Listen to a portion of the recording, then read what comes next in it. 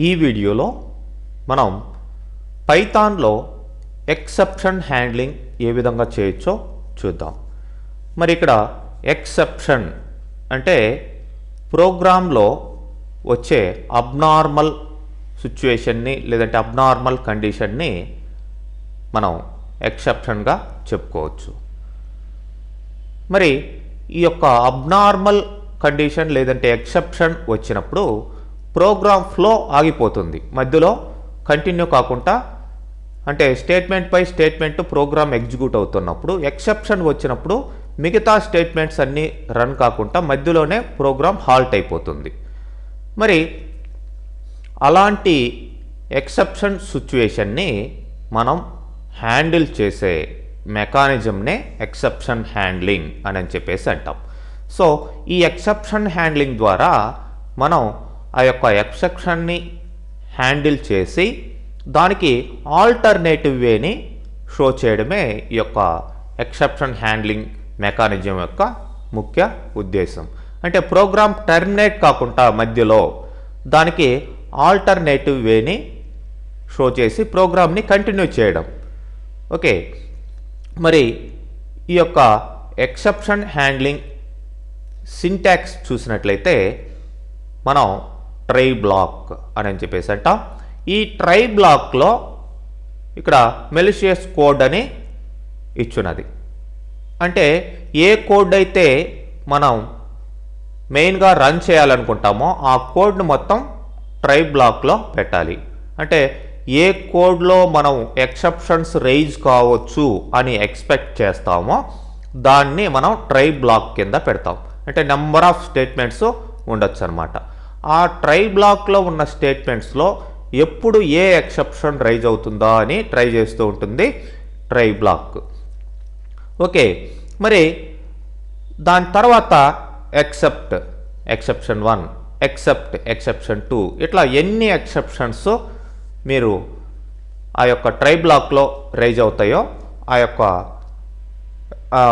Try బ్లాక్లో rise అయిన ఎక్సెప్షన్స్కి మీరు ఇక్కడ పర్టికులర్ ఎక్సెప్షన్ నేమ్ని ఇక్కడ మెన్షన్ చేయొచ్చు. For example except IO exception అంటే ఇన్పుట్ అవుట్పుట్కి సంబంధించింది, అట్లనే అర్థమెటిక్ సంబంధించిన ఎక్సెప్షన్, అట్లనే మీకు డివిజన్ బై 0, ఇట్లా నెంబర్ ఆఫ్ ఎక్సెప్షన్స్ ఉంటాయి.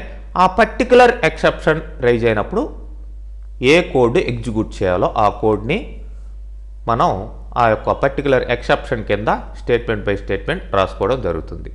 ఫస్ట్ ఎక్సెప్షన్ రైజ్ అయింది అనుకోండి, దాని కింద కోడ్ ఏంటి, అట్లనే నెక్స్ట్ ఎక్సెప్షన్ రైజ్ అయితే దాని కింద కోడ్ ఏంటి, ఇట్లా number of exceptions particular try block కింద ఏవైతే రైజ్ అవుతాయో ఆ కరస్పాండింగ్ ఎక్సెప్షన్ కింద ఉండే కోడ్ని మనం ఆల్టర్నేటివ్గా ఎగ్జిక్యూట్ చేసుకోవచ్చు. ఓకే, అంటే ప్రోగ్రామ్ మధ్యలో డిస్టర్బ్ కాకుండా అనమాట. మరి ఏ ఎక్సెప్షను రైజ్ కాలేదు అంటే లాస్ట్లో ఎల్స్ అనేది ఉంటుంది, ఎల్స్ కింద ఉండే కోడ్ ఎగ్జిక్యూట్ అవుతుంది. ఇదనమాట జనరల్ సింపుల్గా ఉండే మెకానిజం. దీని తర్వాత లాస్ట్లో ఫైనల్లీ అనే బ్లాక్ కూడా ఉంటుంది, అది ఎట్లా వర్క్ అవుతుందో తర్వాత చూద్దాం. మరి ఇక్కడ మీకు ఎక్సెప్షన్స్ జనరల్గా చూసినట్లయితే ఇవి number of exception classes, exception and next stop irritation, అట్లనే సిస్టమ్ ఎగ్జిట్, ఇవన్నీ కూడా ఎక్సెప్షన్కి సంబంధించిన క్లాసెస్. అన్నిటికంటే టాప్ క్లాస్ ఏంటంటే ఎక్సెప్షన్ అనేది అన్నిటికీ కూడా బేస్ క్లాస్ అనమాట. క్లాసెస్ అనేటివి మనం ఎలా క్రియేట్ చేయొచ్చో నెక్స్ట్ కమింగ్ వీడియోస్లో చూద్దాం. మొత్తానికి ఇవి pre defined exception classes. Okay, మరి ఫర్ ఎగ్జాంపుల్ ఇక్కడ అర్థమెటిక్ ఎర్రర్, ఎప్పుడైతే ఈ యొక్క న్యూమరికల్ క్యాల్కులేషన్స్లో ఏదైనా ఎర్రర్స్ వస్తే అప్పుడు ఈ ఎక్సెప్షన్ రైజ్ అవుతుంది ట్రై బ్లాక్లో. మరి అట్లనే ఓవర్ఫ్లో ఎర్రర్, ఎప్పుడైనా క్యాల్కులేషన్స్ చేసినప్పుడు మనం ఇచ్చిన రేంజ్ కంటే ఎక్కువ క్యాల్కులేషన్, ఎక్కువ రిజల్ట్ వచ్చింది అంటే ఇంటిజర్కి ఎంత లిమిట్ అని, ఫ్లోట్కి ఎంత లిమిట్ అని జనరల్గా లాంగ్వేజ్లో ఉంటుంది. ఆ లిమిట్ కంటే ఎక్కువ రేంజ్ వాల్యూ వచ్చినప్పుడు ఇక్కడ ఓవర్ఫ్లో అనే ఎక్సెప్షన్ రైజ్ అవుతుంది. అట్లనే ఫ్లోట్స్కి సంబంధించిన ఫ్లోటింగ్ పాయింట్ క్యాల్కులేషన్స్ సంబంధించిన ఎర్రర్స్, ఈ యొక్క ఫ్లోటింగ్ పాయింట్ ఎర్రర్ ఇక్కడ చూడండి ఎఫ్ క్యాపిటల్, పి క్యాపిటల్, ఈ క్యాపిటల్ ఇట్లా క్లాస్ నేమ్ ఎగ్జాక్ట్గా మీరు అట్లానే ఇవ్వాలన్నమాట, కేస్ సెన్సిటివ్. అట్లానే డివిజన్ బై జీరో, జీరో తోటి వాల్యూని ఏదన్నా డివిజన్ చేసినప్పుడు ఎర్రర్ రైజ్ అవుతుంది. ఇట్లా నెంబర్ ఆఫ్ ఎర్రర్స్ దాని కరస్పాండింగ్ సిచ్యువేషన్ వచ్చినప్పుడు ఈ యొక్క ఎక్సెప్షన్స్, పర్టికులర్ ఎక్సెప్షన్స్ రైజ్ అవుతాయి. అట్లనే ఇంకా చూడండి, for example IO error, input output అంటే ఫైల్స్ని ఓపెన్ చేసేటప్పుడు ఏదన్నా ఎర్రర్ ఎక్సెప్షన్ వస్తే అది ఐఓ ఎర్రర్ హ్యాండిల్ చేస్తుంది. అట్లనే ఇంకా మీకు వాల్యూకి సంబంధించిన ఎర్రర్, టైప్ ఎర్రర్, డేటా టైప్కి సంబంధించిన ఎర్రర్, రాంగ్ డేటా టైప్కి రాంగ్ వాల్యూ ఇచ్చినప్పుడు ఇట్లా డేటా టైప్ కన్వర్షన్ టైంలో ఇట్లాంటివి రైజ్ అవుతాయి. అట్లానే వాల్యూ ఇన్పుట్ రాంగ్గా ఇచ్చినప్పుడు ఇట్లాంటివి రైజ్ అవుతాయి. మరి ఇవన్నీ కూడా జనరల్గా వచ్చే ఎర్రర్స్ అన్నమాట. మరి వీటిల్ని ఎలా హ్యాండిల్ చేయొచ్చో ఒక ఎగ్జాంపుల్ ద్వారా మనం ఫస్ట్ చూద్దాం. ఆల్రెడీ ఇక్కడ పైథాన్ ఎగ్జాంపుల్స్లో మీకు 34_1 దీంట్లో చూడండి, సింపుల్ అర్థమెటిక్ ఎక్సెప్షన్ని ఏ విధంగా హ్యాండిల్ చేయొచ్చో ఇక్కడ ఇచ్చున్నాం. ఆ ట్రై బ్లాక్లో ఇక్కడ 2 స్టేట్మెంట్స్ ఇచ్చాను. ఈ 2 స్టేట్మెంట్స్లో ఏదైనా ఎర్రర్ వస్తే అప్పుడు ఇది ఎక్సెప్ట్ అంటే error exception, A type of exception ఇచ్చాను ఇక్కడ, అర్థమెటిక్ ఎర్రర్ ఓన్లీ అంటే ఈ 2 స్టేట్మెంట్స్లో అర్థమెటిక్ క్యాల్కులేషన్స్కి సంబంధించి ఏదైనా ఎర్రర్ వస్తే అప్పుడు ఇది హ్యాండిల్ చేస్తుంది. ప్రోగ్రామ్ మధ్యలో ఆగిపోకుండా ఆల్టర్నేటివ్ వేని ఏం ప్రింట్ చేసాం మనం ఇక్కడ, division by zero. Of course division by zero అనేది సపరేట్ ఎక్సెప్షన్ కూడా ఉంది, మొత్తానికి కామన్ కాబట్టి అర్థమెటిక్ ఎర్రర్ అనేది ఏ విధమైన అర్థమెటిక్ క్యాల్కులేషన్స్కైనా కామన్ కాబట్టి దీన్ని తీసుకున్నాం. ఎల్స్ ఒకవేళ ఈ ఎక్సెప్షన్ రైజ్ కాకపోతే వెల్కమ్ నో ఎక్సెప్షన్స్. ఓకే, ఇప్పుడు రన్ చేసి చూద్దాం. Run module. సో ఆల్రెడీ అది డివిజన్ బై జీరో, ఎందుకంటే ఇక్కడ డైరెక్ట్గా జీరో ఇచ్చేసాం మనం, 10/0 అని ఇచ్చాం. సో అది రాంగ్ అనమాట. ఇది ఇవ్వకపోతే మనం ఇచ్చిన మెసేజ్ కాకుండా సిస్టమ్ వేరే ఎర్రర్స్ రైజ్ చేసి ఉండేది. ఫర్ ఎగ్జాంపుల్ ఈ ట్రై బ్లాకు ఇవన్నీ లేవనుకుందాం, ఇవంతా తీసేద్దాం.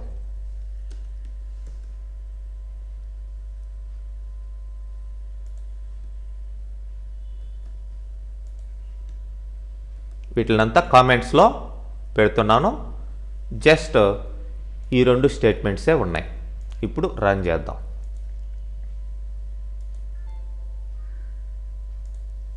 ఓకే, ఇండెంటేషన్ ఇట్లా ఫార్వర్డ్లో ఉంది కాబట్టి బ్యాక్ పంపిస్తాను. ఇప్పుడు రన్ చేద్దాం.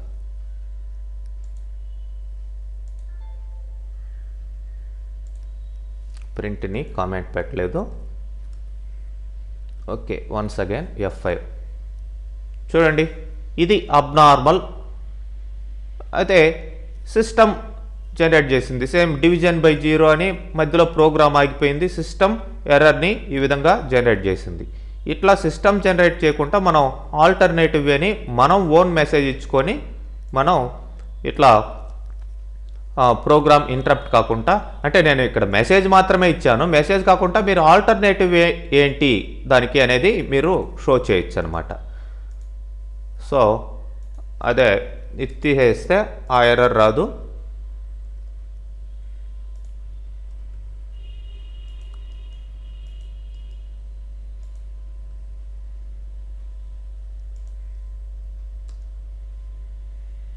ఇప్పుడు చూడండి, మామూలు మనం ఇచ్చిన message okay division by zero వస్తుంది. ఒకవేళ ఇక్కడ డివిజన్ బై జీరో కాకుండా ఏదో సంథింగ్ కరెక్ట్గానే ఇచ్చామనుకుందాం 1. ఓకే, మన యొక్క ప్రోగ్రామ్ రిజల్ట్ వచ్చింది welcome no exceptions else part కింద ఉండేది మనకి ఎగ్జిక్యూట్ కావడం జరిగిందనమాట. ఓకే, అలానే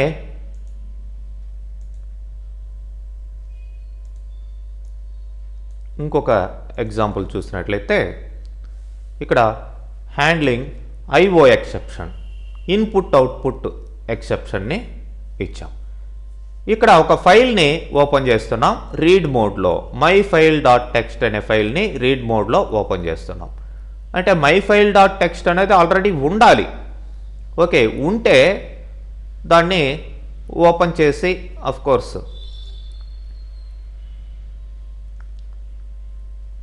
ఫస్ట్ అసలు రీడ్ మోడ్లో చెక్ చేద్దాం. రైట్ చేయాలంటే దాన్ని రైట్ మోడ్లో పెట్టాలి. ఎనీవే నేను రీడ్ మోడ్లో ఓపెన్ చేస్తున్నాను. మరి ఇన్పుట్ అవుట్పుట్ ఎర్రర్ వచ్చినప్పుడు file cannot found, cannot read the data. File ఉంటే కదా రీడ్ చేసేదానికి. ఒకవేళ ఉంటే కనుక ఏమవుతుంది, అది పర్టికులర్ మోడ్లో మనం ఆల్టర్నేటివ్గా అంటే లేకపోతే ఏం చేయాలి అనేది మనం ఇక్కడ రాసుకోవచ్చు అనమాట. ఆ ఫైల్ని రైట్ మోడ్లో ఓపెన్ చేసుకోవచ్చు. Cannot find read the data అని మెసేజ్ ఇచ్చి రైట్ మోడ్లో ఓపెన్ చేసి దాంట్లోకి దీన్ని మనం ఇచ్చుకోవచ్చు, రైట్ చేయొచ్చు. కోర్స్ ఇది ఇప్పుడు ఈ సిచ్యువేషన్ అవసరం లేదు, మనం రీడ్ మోడ్లో ఓపెన్ చేస్తున్నాం కాబట్టి దానికి రైట్ ఇవ్వాల్సిన అవసరం లేదు. ఓకే, సింపుల్గా ఇప్పుడు రన్ చేద్దాం. Cannot find file or read data. File లేదు, అది మై ఫైల్ డాట్ టెక్స్ట్ అనే ఫైల్ అసలు లేదు. అదే ఉన్న ఫైల్ ఏదన్నా ఇవ్వండి. ఫర్ ఎగ్జాంపుల్ ఏదైనా ఫైల్ ఉందా అనేది చూడొచ్చు.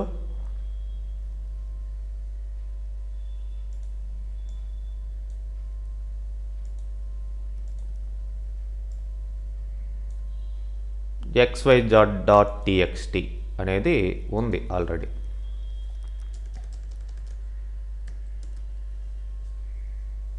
సో ఇప్పుడు రన్ చేద్దాం. Okay, return content in the file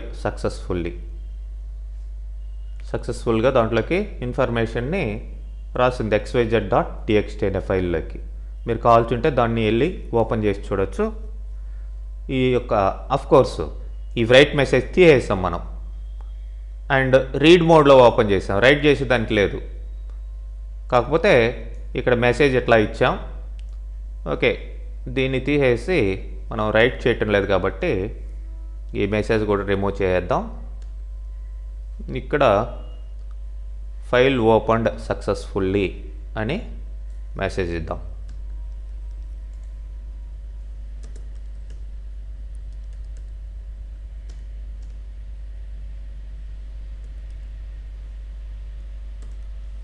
okay, ఇదన్నమాట సిచ్యువేషన్.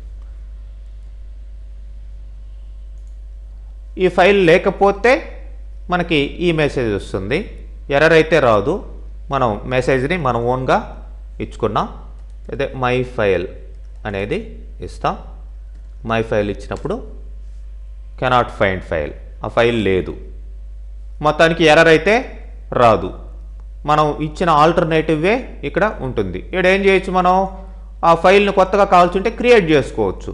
అంటే FH = open in right mode అంటే ఫైల్ క్రియేట్ అవుతుంది ఆల్టర్నేటివ్గా.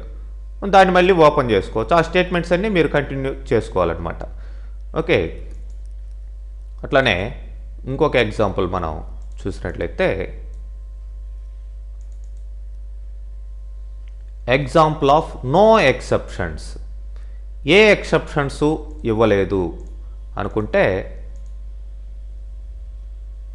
అంటే ఇక్కడ ట్రై కోడ్ అంటే ఏ కోడ్లో అయితే మనం ఎక్సెప్షన్స్ ఉన్నాయో ఆ కోడ్ ఎక్సెప్ట్ అని ఇక్కడ ఎక్సెప్షన్ నేము ఏది మెన్షన్ చేయను. మెన్షన్ చేయకపోతే అది మీకు ఏమవుతుంది, ఏదో ఒక ఎక్సెప్షన్ అనుకుంటుంది. ఏ ఎక్సెప్షన్ ట్రై చేయనా సరే దాని కింద ఉండే కోడ్ ఎగ్జిక్యూట్ అవుతుంది. పర్టికులర్ ఎక్సెప్షన్ని నేను మెన్షన్ చేయటం లేదు, ఎల్స్ కోడ్. అంటే ఏది కాకపోతే ఏ ఎక్సెప్షను లేకపోతే లాస్ట్లో ఈ కోడ్ వస్తుంది. మరి ఇక్కడ మనం చూసినట్లయితే అర్థమెటిక్ ఎర్రర్ డివిజన్ బై 0 ఇచ్చాం. ఓకే, డివిజన్ బై 0 కావచ్చు, అర్థమెటిక్ ఎర్రర్ కావచ్చు, ఇన్పుట్ అవుట్పుట్ ఎర్రర్ కావచ్చు, ఏ ఎక్సెప్షన్ వచ్చినా సరే మీకు ఏమవుతుంది, ఇది ప్రింట్ అవుతుంది. ఎందుకంటే ఇక్కడ ఎక్సెప్ట్ అన్న తర్వాత నేను పర్టికులర్ ఎక్సెప్షన్ నేమ్ని, ఎక్సెప్షన్ క్లాస్ని ఇక్కడ ఇవ్వలేదు కాబట్టి మేబీ ఎనీ ఎక్సెప్షన్ అని అర్థం అన్నమాట. ఇక్కడ run module, I think there is some exception in program, ఏదో ఒక ఎక్సెప్షన్ ఉంది అని మెసేజ్. ఏది లేకపోతే ఏమవుతుంది, ఏ ఎక్సెప్షన్ రాకపోతే మీకు సక్సెస్ఫుల్లీ డన్ అనే మెసేజ్ వస్తుంది. అట్లా అనమాట. ఇది ఎగ్జాంపుల్ టు నో ఎక్సెప్షన్. ఏ ఎక్సెప్షన్ని మనం ఇక్కడ మెన్షన్ చేయలేదు ఎక్సెప్ట్ అన్న తర్వాత, అది నో ఎక్సెప్షన్ అనమాట. ఓకే, నెక్స్ట్ వీడియోలో మనం వీటికి కంటిన్యూషన్ చెప్పుకుందాం.